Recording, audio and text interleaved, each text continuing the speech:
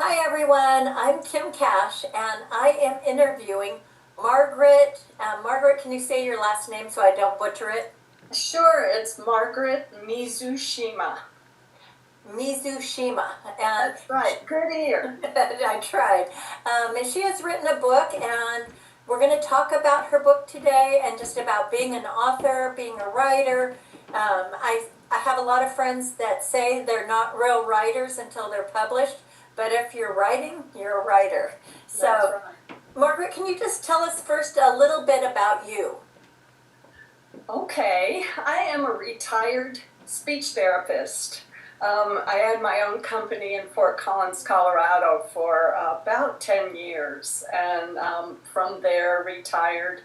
Um, I had worked in the hospital before that, so I had I had about a 25-year career in speech therapy. Then I kind of went to work part-time for my husband in his veterinary clinic. Not in the clinic, but at my home. I did his bookkeeping and kind of office management from afar. But I had countless times that I assisted him after hours when his staff was not there. So I had many times and rode with him many times in his vet truck. And during that time, I realized how much people loved watching him work. He was a horse vet as well as small animals. So anytime we'd go out to a stable, everybody would come to see what he was doing with the horses. And so as I started really wanting to write fiction, I thought, well, I've got to put a vet in my book. And so all the inspiration for the vet that's in my series, the Timber Creek Canine Mystery series, came from those years of helping my husband with his practice. Oh, that's interesting. So, can you just hold up your book so everyone can see what your current book is, and just tell us a little bit about this book? This is number 10 in the series. So a lot has happened in the past 10 years. But in Timber Creek, only 2 years have gone by. And that's because of this guy right here. His name is Robo. He's one of the protagonists. This woman is Deputy Mattie Cobb, turned Mattie Walker by the time this book comes in, because she married the veterinarian. But they are at the first canine team that a small mountain town called Timber Creek, Colorado, has had in their sheriff's department. So being the first canine unit, they are challenged constantly with cases. So this is the 10th book in the series. Mattie has gone from being a single lady and meeting Dr. Cole Walker, the third protagonist. And I say third protagonist because Robo, the canine officer Robo, who is a German Shepherd, really is a character and a protagonist too. So they meet in book 1, and Cole becomes Mattie's love interest as well as Robo's doctor. So a lot happens in that series of 9 books before we get to Die and Cry. But Cole and Mattie actually got married in book 9, in the very last chapter. I have a quick question about this book. Can somebody just jump in and read this one book and then maybe go back and start, because when they fall in love with Die and Cry, they want to go back to your first book and catch up to the whole series. But can this one be read alone as a standalone, or do they need to go to a certain spot? Yes, they all can be read as standalones. Only if you want that character arc from beginning to book 10 do you have to go back to book 1. But they all can be read as standalones, and so the mystery is solved in each book. So in each book, there's a mystery that's solved. but this is like I don't mean this, but it's like kind of like Scooby-Doo, where there's a mystery every episode, and you can watch any one of them, but to get the whole character development, you want to watch them all. But you still could just go buy this one book and have a really great read and be happy and satisfied. These books are they're classified as police procedurals, but they're also in the subgenre of outdoor mysteries. And we have a lot of outdoor mystery writers who have really been writing for a long time. And one of them is Craig Johnson. I don't know if you read in this kind of Western outdoor mystery genre, but his books went to television screen as the Longmire series. And so he has 20 plus books, and C.J. Box has 20 plus books. J.A. Jantz has multiple series. She probably has 70 books out there. So there is quite a bit of outdoor mystery genre that is pretty popular. And there also is the subgenre now of canine books. And so there are quite a few canine writers out there too that readers can enjoy and find. Canine stories. Can you tell us just a little bit about this canine Robo character? Sure. Canine is, for police dogs. It's letter K-9 or just letter K9. But these are police dogs. They're working dogs. They're typically large dogs.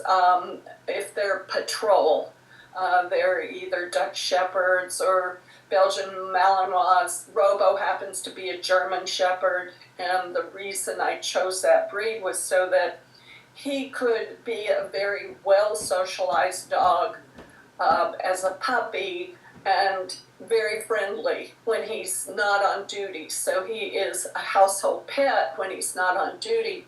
And even when he is on duty, he makes friends with all of the officers in the sheriff's department. He's just a very good companion dog, as well as he can be very fierce and protective if he's asked to be. So, I have a German Shepherd, so I know exactly. And she is, I've had dogs my entire life since I was a little kid. And most of them have been German Shepherds, but Freya, that's my German Shepherd, she is the most protective dog I have ever had. And so I understand how they can be, because she's the sweetest dog, but she's also the most challenging dog because she is so protective, it's sometimes frightening. Yeah. So this mystery and dying cry, can you just tell us just a snippet of what, maybe like your tagline or your blurb?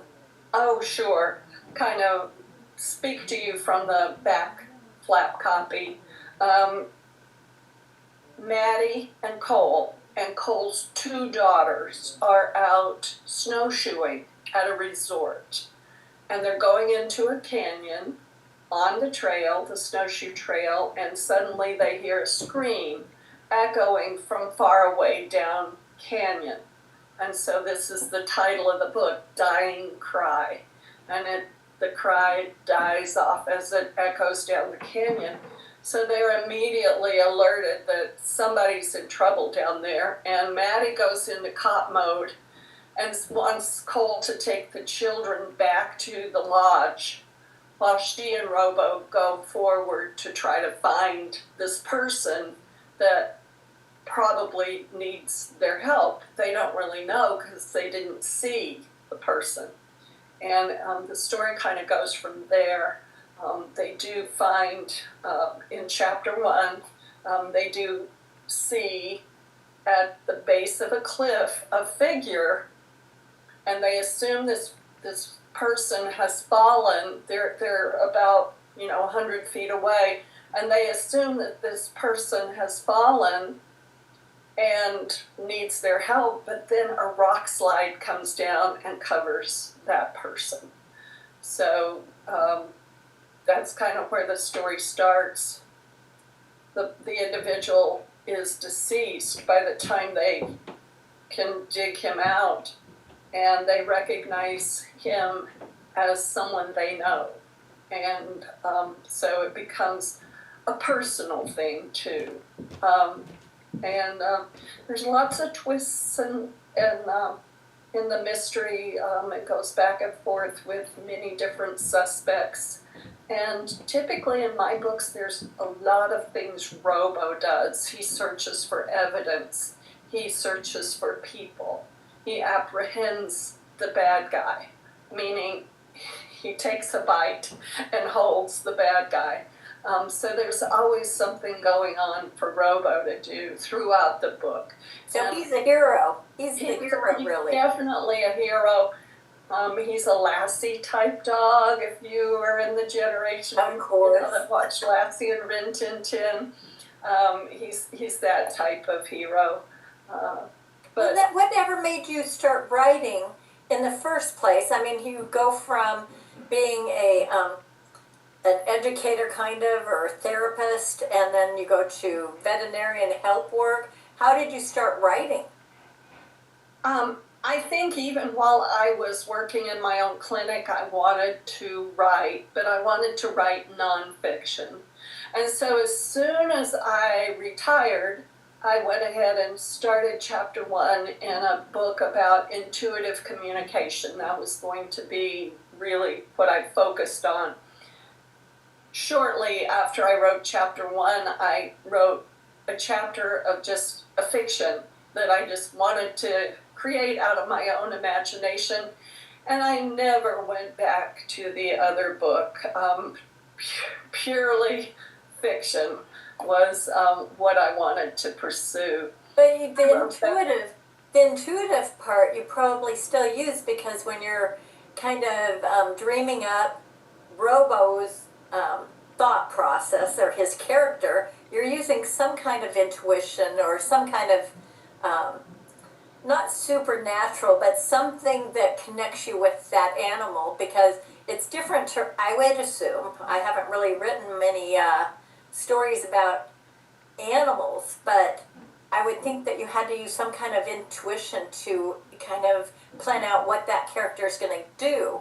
So you're still kind of using it, even though maybe you didn't publish that, don't you think? Yeah, I feel like I fall back on that.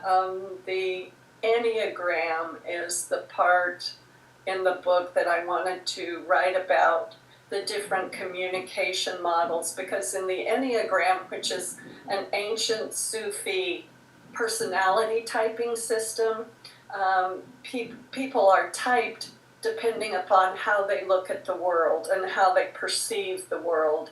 And my theory was that if you knew the type that other person was, and you were, say, on a team working with that person and other people, if everyone knew what personality type they were communicating with, they might have a better communication strategy with that person or with those people. So that was my theory behind what I wanted to write about in the book. But I used that typing system to develop my characters. So Mattie is a type 1, which is labeled the perfectionist. And it was very interesting as I studied more and more in that system. A lot of police officers are that type because they have a very strong judgment of right and wrong. And so that was interesting to me, that I happened to pick a personality type that they say a lot of police officers have. And then Cole is a type 8, which is labeled the boss. And those people really believe in showing their love through security. So they want to provide shelter, food, that kind of thing to their loved ones, but they might not really be actively involved with their loved ones. And this is why Cole's first wife left him, because he's a workaholic and he's always at the clinic, and he wasn't really helping with the kids. And it was more complicated than that. She had a mental illness on top of it that he was totally unaware of. He was busy bringing home the bacon, and so she left him and the kids. And so in book one, it's his challenge to learn how to be a single parent and to learn how to pull those kids into his life so that he's not just ignoring them. So that's kind of why it took 9 books for Mattie and Cole to actually get together, because she has a lot of baggage too. But this sounds like it would draw in both male and female, because you have the 2 characters and with their own issues or development. So that's a selling point for Dying Cry, that it's not just a women's mystery novel. It's for anyone, men or women, either gender. So I get a lot of letters from men who have really enjoyed the series too, and retired canine officers, retired police officers, retired veterinarians, both male and female, and so I just feel animal like lovers. and definitely dog lovers. I really do try to make it realistic, and I even though I've never been a police officer, I have had the fortune to have different police officers read the books to tell me what I've done wrong before the book goes to print. Oh, so it's more authentic. I love that. So Yeah. how did you ever get published in the beginning, your first book? Can you tell? I have a lot of friends who are writers. So can you just give them some pointers on how you went about getting, not that of course everyone's path is different, but just a few tips or hints about how to get published and how you did achieve this goal? My first book was picked up by Crooked Lane Books from their offices are in New York. It was picked up in 2014, and they gave me a 2-book contract to start with.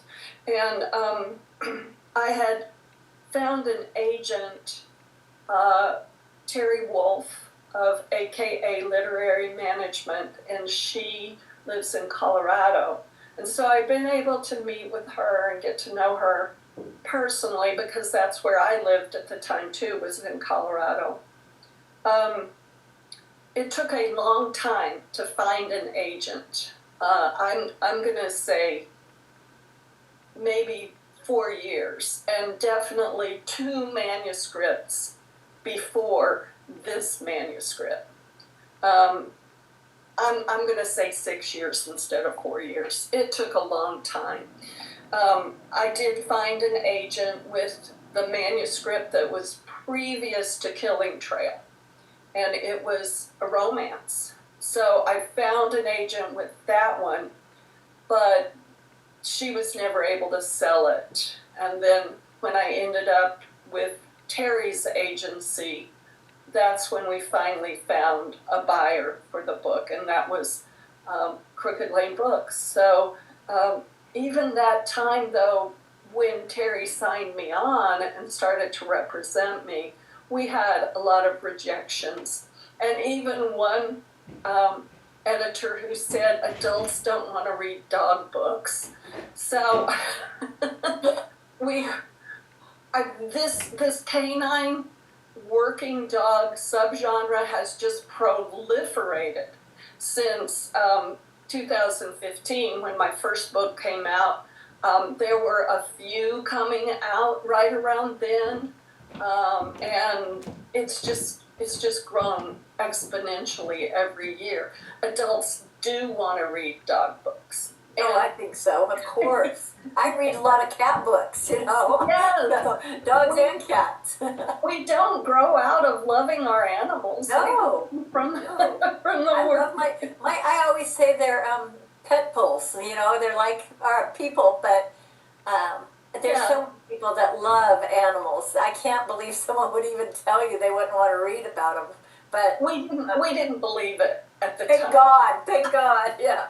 And I thought, oh no, somebody out there wants to read dog books, and so we just kept trying, and finally succeeded with Crooked Lane Books, and the first two books were well received by the public. I'm very grateful for that, and there were enough books that got sold that I was able to get a contract for two more, and then two more and two more until here we are on our 10th book, and number 11 comes out next year. So we are very grateful that we're still publishing this series. That's wonderful. That will give a lot of writers some hope, because a lot of people, they're great writers, but they get discouraged and they just give up.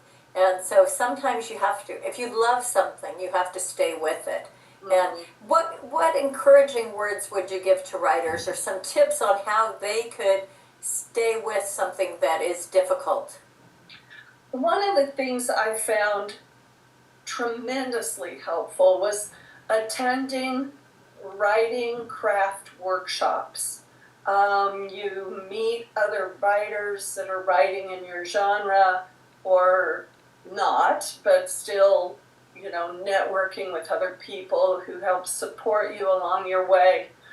You learn about writing craft, and how to make yourself a better writer. And at these same workshops, they always have the business of writing workshops. And you get to learn what it means. How do you get an agent? How do you write a query letter? How do you pitch your work to agents and editors along the way? So I just found that invaluable. I would highly recommend it to anyone. I was so lucky because in Colorado we have the Pikes Peak Writers organization down in Colorado Springs. They put on a spring conference every year. And then we have the Rocky Mountain Fiction Writers who put on their Colorado Gold Conference in the fall when the aspen leaves are gold. And so those two conferences, every 6 months, I got a little shot in the arm and a boost to just keep going. I worked at it a long time, and I worked hard to try to improve my writing. I joined critique groups, had, different people give me input, not just my relatives. That's important to remember too, because of course, we have our husband or our friends read our books. What are they going to say? They're not going to tell us, oh, this part sucks. They're going to be nice. And what writers need is, they do need support, because this is a very lonely profession, because you write at home alone and you don't get a lot of support in that, oh, you're doing a great job, as you're on your first chapter. But besides support, you do need the critiques. I know that because for many years I was a critique coordinator for an organization, and I think that's very valuable. But I think just pointing out that it takes longer than people would think. And when you have written the book, that's not quite the end. Could you tell people a little bit about the process of what happens after you've written the book, after you have given it to your agent, after they've sold it? It's still not over. So what do you still need to do? Well, I'll first want to say that Killing Trail was my 5th manuscript, and the first 4 are not published. So I suggest when you've written a book, you need to start querying and start trying to meet agents, because like when I go to these conferences every 6 months, I would always have a 10-minute slot where I met an agent and I was able to pitch my book to that agent. And then on top of that, you can meet them at the table at dinner time or run into them in the hall. I suggest you not follow them into the bathroom. They don't like that. But there are ways to pitch. You need to have an elevator pitch that only takes, 20 to 30 words, so that if you run into one in the hall, you can pitch right there. And a lot of times they'll say, because they're there to find authors, they'll say, send me a partial, or, oh, I really like that idea, send your whole manuscript. So those are important things. But let's say all of that's done, and you have, like you said, you've sold your book. What happens next? It's very important that writers who want to get published traditionally start a social media platform before they sell their book. So let's say you've already got maybe 100 followers because you've been posting your content. Like in my case, it was Colorado landscapes, outdoor landscapes, photos, and dogs. And so you kind of built a small following, because you can't expect it to blossom, overnight, especially if you're not published yet. So you built a small following on Facebook, Instagram, X, Blue Sky, Threads. You choose. I chose two to begin with. I didn't try to do all of them at once. And at that point that you get that contract, you have to really start pushing at that point and talking about on social media that you've got a contract, and what your book's going to be called, and when it's going to be coming out, and things like that. And your friends will rally around you, and they will help support you, and they'll share your news. So that's important. And then you start working with an editor for the first time. This was the part I was thinking about. In my case, when I first submitted to Crooked Lane Books, they indicated that they loved the characters, they loved the setting, they loved the way I wrote, which, an author just loves to hear that. But they didn't like my plot. And so they said, would you talk with us and consider a revise and resubmit? And I said, yes, of course.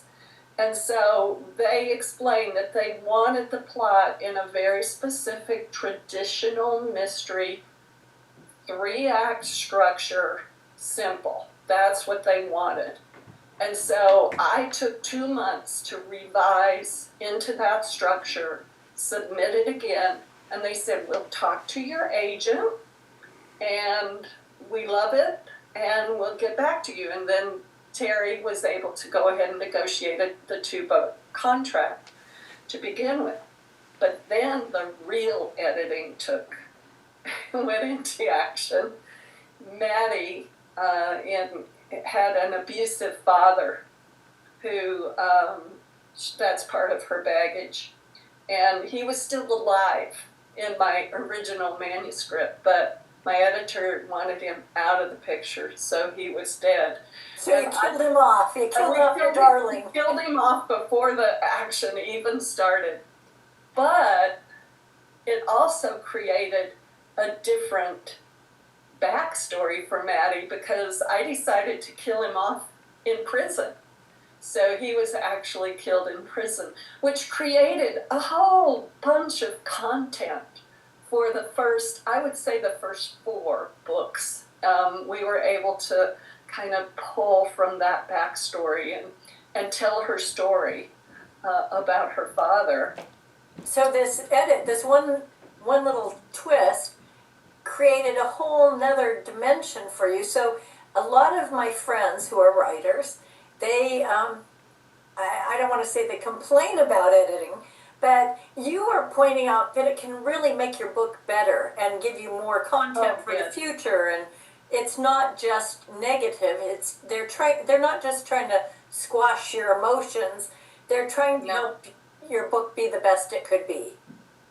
Every step along the way, the staff at Crooked Lane told me, this is your story, this is your writing, these are ideas we think that will make it better, but it's up to you. And that's the kind of editor that you just adore. And I always figured, I don't think everybody believes this, but it was my belief from the very beginning that they knew more than I did about selling books. And so I took a lot of their, I would say 95% of the time I would try to follow through with their suggestions. Occasionally there was something that I just really wanted to keep. And of course, because I had been compliant in following their guidelines and their guidance, they allowed me to keep it. It's not like it has to be a fight. It's a give and take. So yeah, I love working with professional editors. I think that's encouraging, because people a lot of times see it as a negative, that people are trying to change your story, but really they're trying to change it for the better and just encourage you, or maybe direct you on a path, not really force you to do anything. Right, right. I mean, my editor didn't say you need to do this with that character. She just said, I don't want him in the book. And it was up to me to decide what I wanted to do with it. And so, yeah, it opened up a whole new creative pathway for the arc, the character arc for that character. So it spurred you on to a new creation.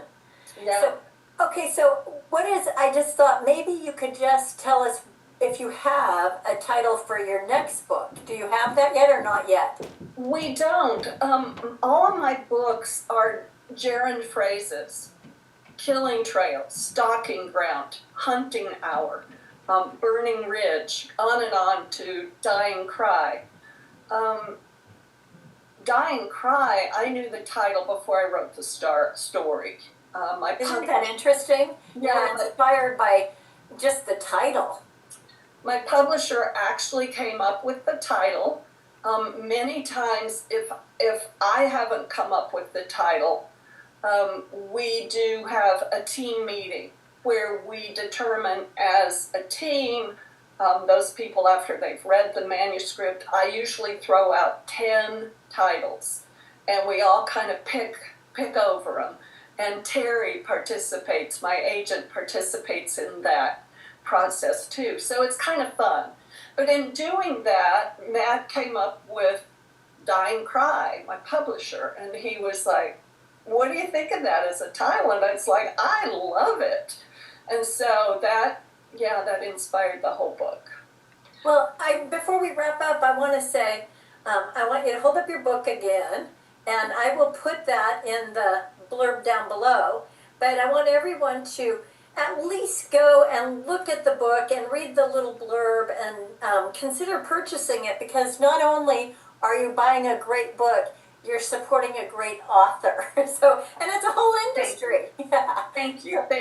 But just to end up, I would like you to say just a few things about you as a person. Like, a lot of people love tea or coffee. Which would you prefer? Just as I had to give up coffee decades ago because of a medical issue. So it's herbal tea for me. And I have a favorite that I'll share. It's a vanilla chamomile. And I love that tea. So that's kind of my favorite. And then I really enjoy mint teas. I love mint teas too. I just want to thank you, Margaret, for joining me today, for giving some tips to writers. And I will put your social media down below so people can search you out and maybe comment on your different posts and just follow you. But we want to always encourage people out there, especially if you're a wannabe writer and a new beginning writer, then you want to support other writers, because there's no way to grow this industry if we don't support each other. It's an art, and just like any artist, we need support out there. And I just want to encourage everyone to look up Margaret's Dying Cry and check it out. And we're hoping, of course, that you purchase it and you love it. And if you do, make sure you review it, because a lot of people don't realize reviews are very important to authors. So do you have any last words you'd like to say, Margaret? No, but I do want to thank you for having me as a guest today. I've loved our conversation and I love your support. So thank you so much, Kim. Sure, sure. I just want to say I wish you the best. And until the next book comes out, maybe we'll do another interview on that one. Okay. So until next time, bye. Okay. Bye-bye.